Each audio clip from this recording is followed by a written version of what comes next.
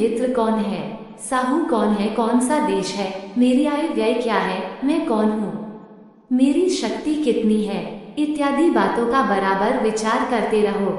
सभी विचारकों ने ज्ञान का एक ही स्वरूप बताया है, वह है आत्मबोध। अपने संबंध में पूरी जानकारी प्राप्त कर लेने के बाद कुछ जानना शेष नहीं रह जाता।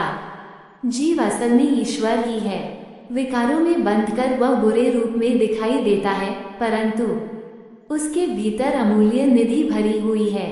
शक्ति का वह केंद्र है और इतनी शक्ति है जिसकी हम कल्पना भी नहीं कर सकते। सारी कठिनाइयां, सारे दुख इसी बात के हैं कि हम अपने को नहीं जानते। जब आत्मस्वरूप को समझ जाते हैं तब किसी प्रकार का कोई कष्ट नहीं रहता। मैं उत्पन्न नहीं हुआ हूँ, फिर मेरा जन्म मृत्यु कैसे, मैं प्राण नहीं है, फिर भूख प्यास मुझे कैसे, मैं चित्त नहीं है, फिर मुझे शोक मोह कैसे, मैं करता नहीं हूँ, फिर मेरा अंध मोक्ष कैसे। जब वो समझ जाता है कि मैं क्या हूँ, तब उसे वास्तविक ज्ञान हो जाता है और सब पदार्थों का रूप ठीक से देखकर उसका उचित उपयोग कर सकता है। चाहे किसी दृष्टि से देखा जाए, आत्मज्ञान ही सर्वसुलभ और सर्वोच्च ज्ञान ठहरता है। किसी व्यक्ति से पूछा जाए कि आप कौन हैं, तो वह अपने वर्ण, कुल, व्यवसाय, पद या संप्रदाय का परिचय देगा। ब्राह्मण हूँ, अग्रवाल हूँ, तहसीलदार हूँ, वैष्णव हूँ आदि उत्तर होंगे। अधिक पूछने पर अपने निवास स्थान, वंश, व्यवसाय आदि का अधिकाधिक विस्तृत परिचय देगा।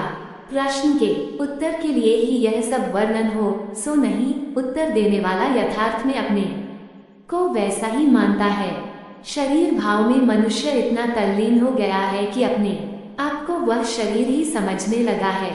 वंश, वर्ण, व्यवसाय या पद शरीर का होता है।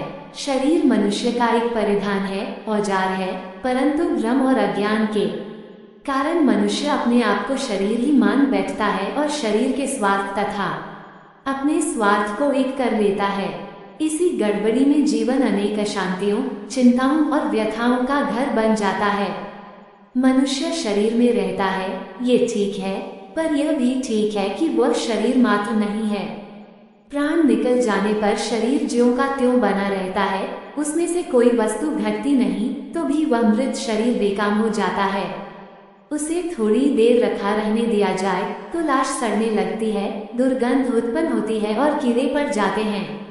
देह वही है ज्यों की त्यों, पर प्राण निकलते ही उसकी दुर्दशा होने लगती है। इससे प्रकट है कि मनुष्य शरीर में निवास तो करता है, पर वस्तुतः वह शरीर से भिन्न है। इस भिन्न सत्ता को आत्मा कहते हैं। वास्तव में यही मनुष्य है। मैं कौन हूँ? इसका सही उत्तर यह है कि मैं आत्मा हूँ।